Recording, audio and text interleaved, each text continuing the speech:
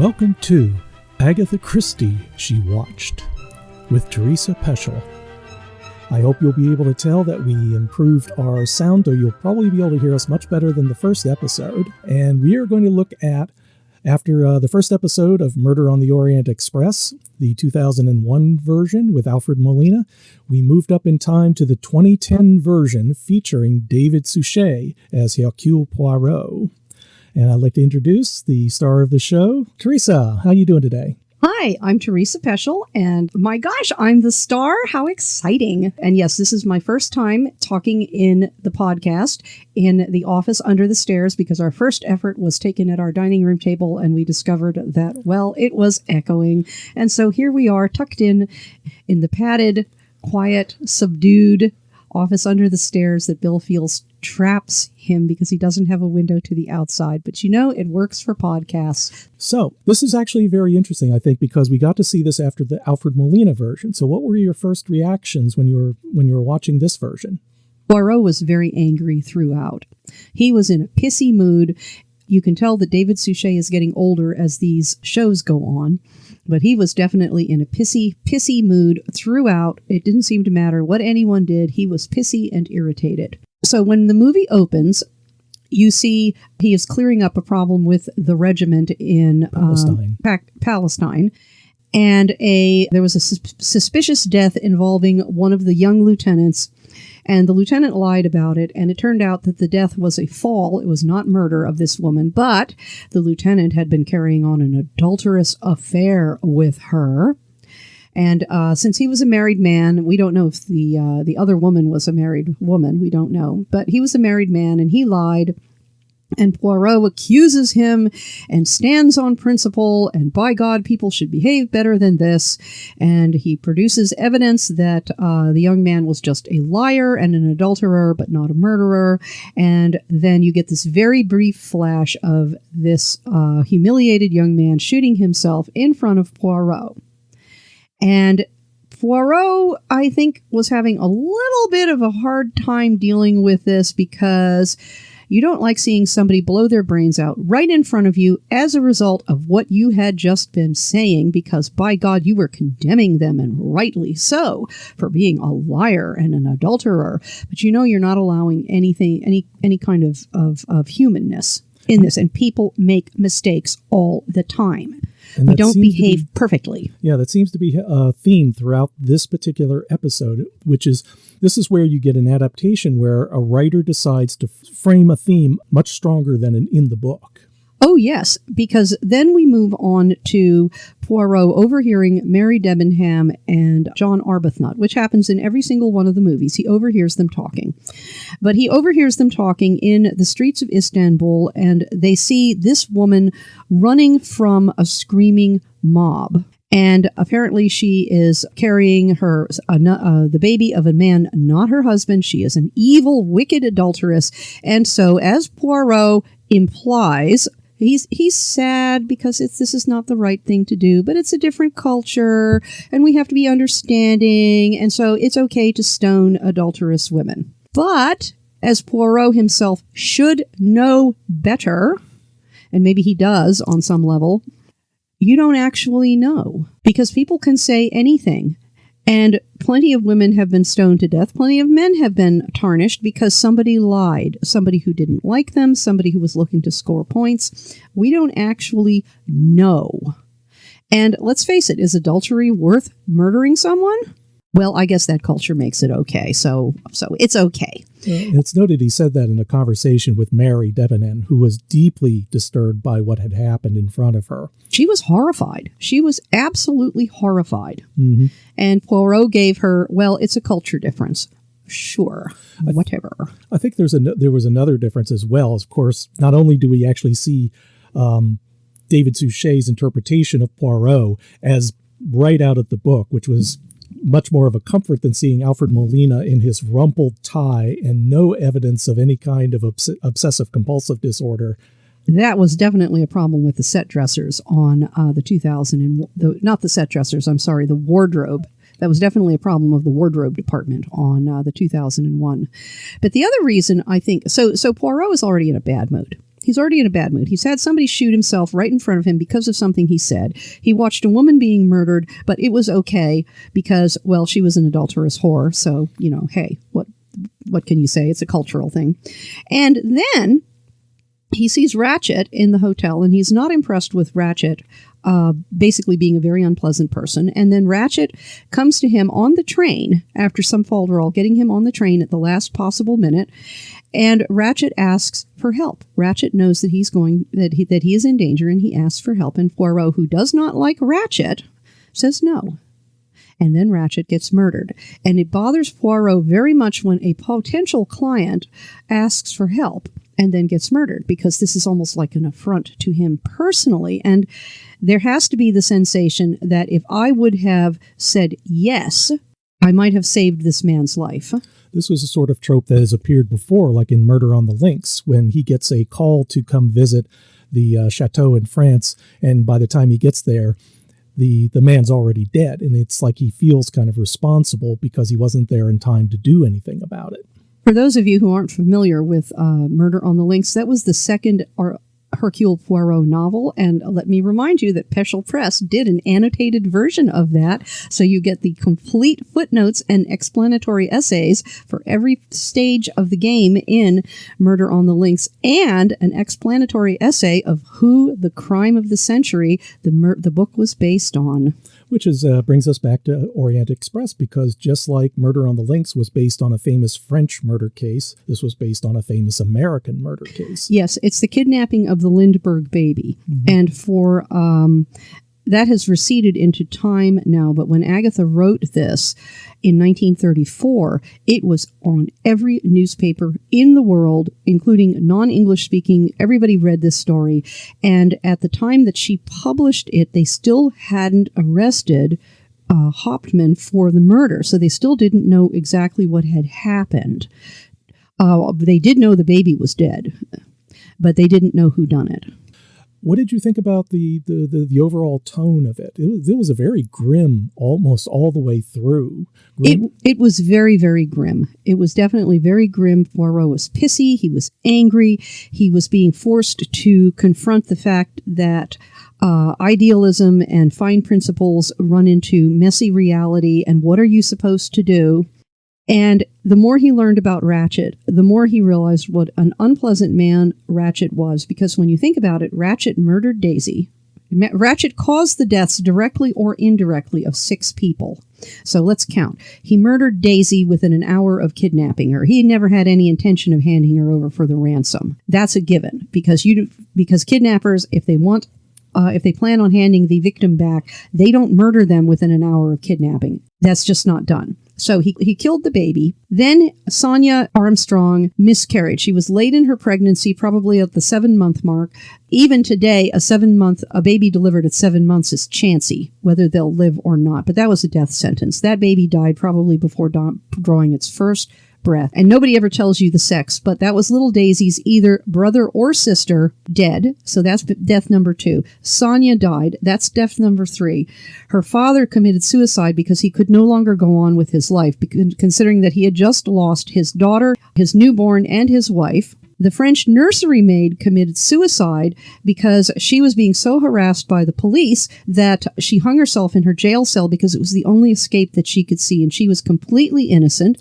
And it also turned out that she was mildly responsible because she was talking about the family and didn't realize she was talking to Ratchet, who would use that information against her. Yes, and that's probably why the police went after her, because some witness saw her talking to Ratchet in the park. And she didn't know. She was an innocent victim, but she committed suicide. And then, directly falling in line with her suicide is another death that most people don't pay any attention to, and that is the death of her mother, who died of grief in France. Pierre Michel, the conductor, he lost his wife and his daughter to Ratchet. So you can lay 6 deaths, mind you, at Ratchet's feet. And then there is, of course, the grief, the shame, the humiliation, the agony for every other person in that train car. Their lives were ruined. Now, what did you think? They did add a scene here in which Poirot is praying, of course, being Catholic, he's praying, but also Ratchet does. And when Ratchet was talking to Poirot, he was saying, I need redemption. I need to atone. And he was taking the ransom money to a place in Calais and then praying afterward and telling Poirot he wants to reform, wants to atone for what he did. What do you think he was sincere? No. I think that, well, first off, I think that Hollywood has a tremendous amount of trouble with any kind of religious belief of any sort. If it's quaint natives doing quaint native things that they can put on camera, they can pat you on the head and said, go off and do quaint native things, and look how wonderful we are that we're accepting your quaint native behavior.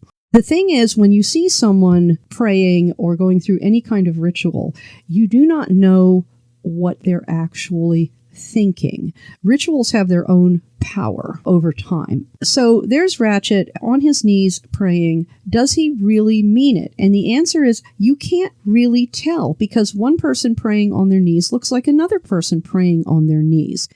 And it is perfectly possible that he was absolutely sincere about praying for salvation, but he's treating God not as a please help me, but instead, I'm praying, I'm following the forms like I'm supposed to, so give me what I want. Because I'm going through the motions, and so you being a promise dispensing machine, you're going to give me what I want. He was praying for protection, not for absolution. He was not repenting. There was no sign of repentance that I could see whatsoever, because his behavior was nasty.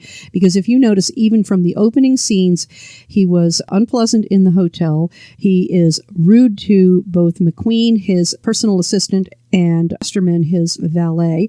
He hit up on Mary Debenham in the train compartment. It's a long drive to Calais. I have a private compartment. Wink, wink, nudge, nudge. There is no atonement or repentance in this man at all. So no, I don't believe that he meant it as a repentant Christian, somebody who's come to God. I think he meant it as, I'm praying, and so you have to give me what I want, because prayers are always answered, and that's what God is supposed to be. He's supposed to do what we tell him to do. When we get to the recreation of the murder, this is what I seemed to like about this, was just how explicit it was. That they also, and I think, I don't know if this is in the book, that they because they said they drugged Ratchet so that he wouldn't resist, but he would still be aware. The novel has Ratchet drugged, because you have to have somebody drugged, because you don't know. One of the mistakes, again, that Hollywood and the media does is how easy the people are either killed really, really easily, or they don't get hurt at all, no matter what on earth is going on. And people can be surprisingly tough and surprisingly weak at the same time. But if you are woken up out of a sound sleep by somebody plunging a knife into your chest, you don't know if they're actually going to hit that artery and you're going to bleed out. But you're still going to bleed out. It's going to take a few minutes, and you're going to react. You're going to scream. You're going to thrash. You're going to snap back. And if you get somebody whose knife blade glances off a rib and goes off at an angle, puncturing a lung, you're not dead. Mm-hmm. You're going to be fighting back, and you're going to fight hard. So he was drugged to keep him asleep. This paralysis while being awake is something different.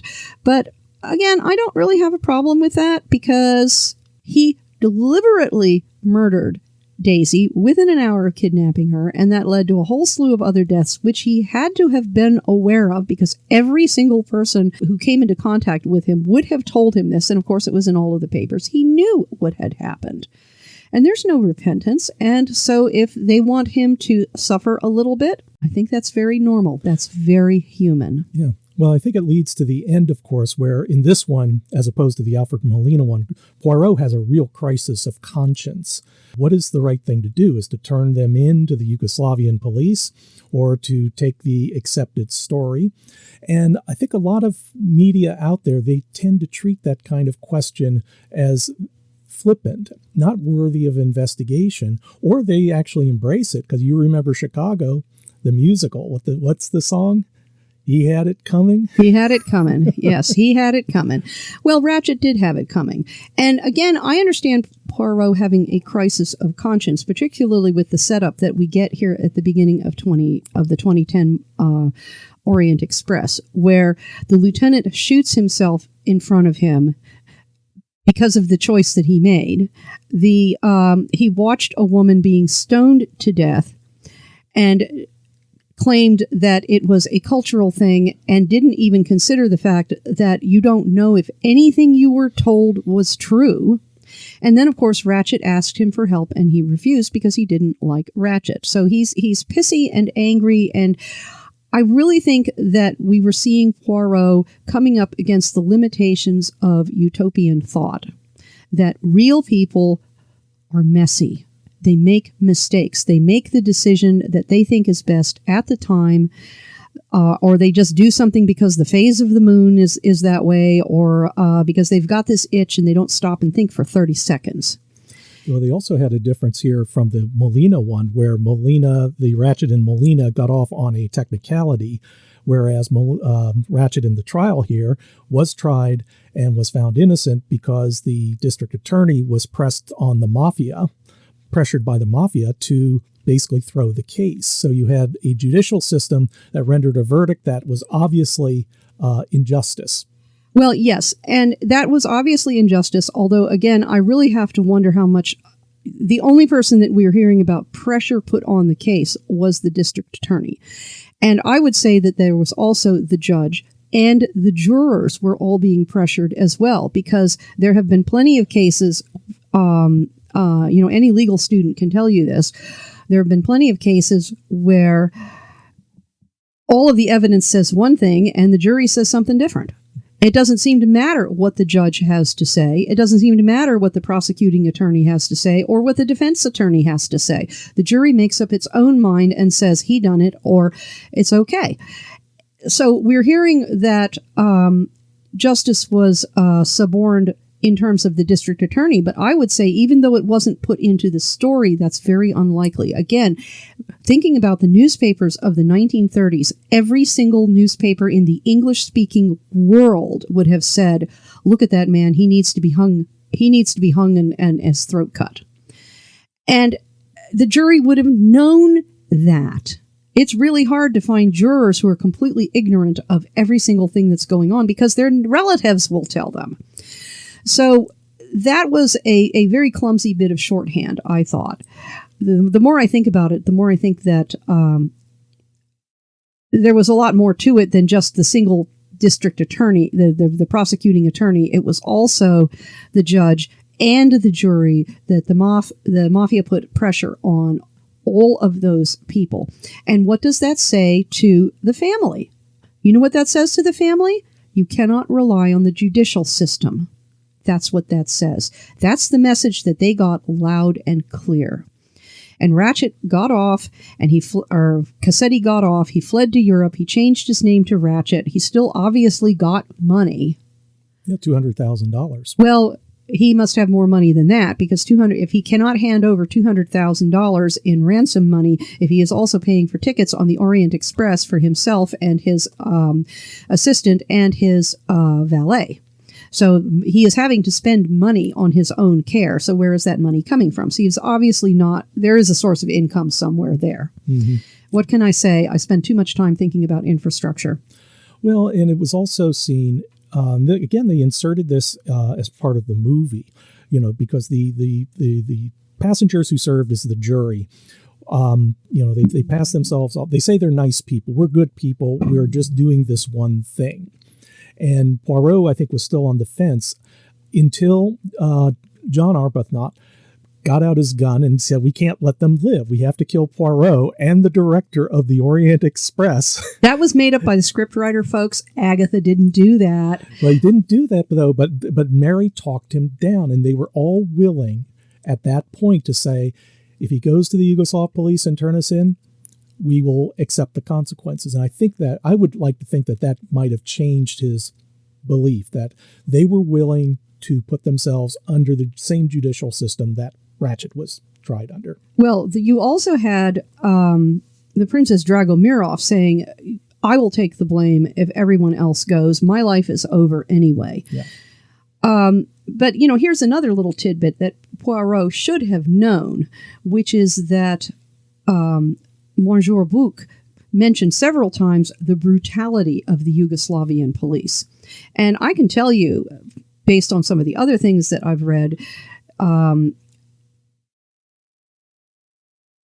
let's just say that Mary Debenham and Countess Andreni and Hildegard Schmidt and Greta Olson and probably Carolyn Hubbard and the Princess Dragomirov would all have been gang raped by the police. And if Poirot handed them over, that's exactly what would have happened. And he probably knew that. But that didn't matter because, hey, they're guilty! They murdered this man who should not have been murdered. And, you know, it's very easy to get caught up in the idea that all life is sacrosanct as long as it fits within certain parameters, but sometimes it's not. There is a reason why you shoot rabid dogs, because they're a danger to everyone around them. It's not an easy decision to make. But sometimes the scorpion is going to sting you. That is their nature. It's hard to believe, but yes, some people like that, like Ted Bundy being a really major case, someone who will not stop. Yeah, there are people like that. They will not stop. They will not stop. And unless they are somehow managed to get found out, and arrested and put in jail and kept there, they come back out and they go right back to what it was that they were doing, because that's how they think. That's how they're wired. And again, coming back to Cassetti, Ratchet, and his atonement, he didn't atone. He was just sad because he got caught, and it was upsetting his life. He didn't believe. What did you like about the movie? What did you like and what did you dislike? Well, it always looks great. The Poirot TV series always looks great. The costuming is always great. The set and background is just beautiful. You knew when the train was in motion because it was a rockin' and a rollin', and that's what trains do, even really high-end trains. I will have to say I was kind of surprised at how short the Orient Express train was. I think it was only 5 cars, plus the engine and the coal car. And I just couldn't quite figure out where the dining car and the club car were in connection with the first-class passenger car. Because you also have to have, for a train like this to make money, they're going to be carrying second-class and third-class passengers as well as luggage and probably even some high-end freight. So the train seemed a little short to me, but I thought it was really well done. Everything tied in from beginning to end, although, again, I do think that Poirot was pissy and angry. And yet at the same time, and this is a problem because Agatha didn't think about this when she wrote all of the books, and it's pretty obvious that the TV people didn't think about this with the Poirot episode. I have watched Poirot, I'm thinking particularly of Dead Man's Folly, where essentially he didn't care that Marianne Tucker and old Murdell were murdered. Their family got short shrift. The person that he was concerned with was Mrs. Folliot, despite the fact that her ne'er-do-well son murdered 3 people. Her feelings mattered to him. The feelings of the people connected to the Armstrong case, he didn't give a rat's ass. So, should people see this? Oh, yes, absolutely. And in fact, I would suggest if you're really interested in both movie making and adaptations that you watch all 4 adaptations, because they all do different things. They bring out different aspects of the case, different aspects of the story. We have coming up the Kevin Branagh, which we have seen, but that was a couple of years ago, so I can't remember it. Can't remember the particulars, and it's been some time now since we've seen the Albert Finney version. You're seeing the same story each time, but they're different. They're interpreted differently. They are acted differently. Different people get more important roles. You can't even say that a major character like John Arbuthnot is going to be a major character in the movies, because he was almost non-existent in this version, but he was far more important in the Alfred Molina 2001 and far more important in the Albert Finney in 1974. I mean, it was Sean Connery, so of course he's going to be important. An interesting thing about the adaptations, because when you have the Albert Finney version with all those stars, you got to give them time. You got to give them airtime. You got to give them a scene to show their stuff, because that's why they're there. What is it? The Timothy Dalton Sittaford mystery? Oh, God. Which we need to get into. We need to rewatch that one and get into it to talk about how it can be, how a star can at that plot. how an adaptation can really bend the narrative. Oh my God. 10 pounds of plot crammed into a 5-pound sack. That's right. Thank you very much, Teresa. Oh, it was fun. It was fun. And join us for their next podcast, which is going to be the Kevin Branagh Murder on the Orient Express. So that's right, folks. 3 Orient Expresses in a row. Yep. When you get a chance, be sure to check out Peschel Press and our line of complete annotated Agatha Christie mysteries. Oh, and all my reviews. And all our movie reviews. We have the movie reviews up as well. So thank you very much. And this is Teresa Reviews Agatha Christie Movies. Agatha Christie, She Watched, is Teresa Peschel and Bill Peschel. Produced by Bill Peschel. Theme song, Call to Adventure by Kevin MacLeod. New episodes come out every week wherever you stream your content. If you enjoyed this podcast, you can help support us by going to anchor.fm/mystery and leaving a 5-star rating and review, and by helping to spread the word. To advertise on Mystery She Watched, email Peschel at peschelpress.com. All questions and comments can be emailed to Peschel at peschelpress.com. And thank you for listening.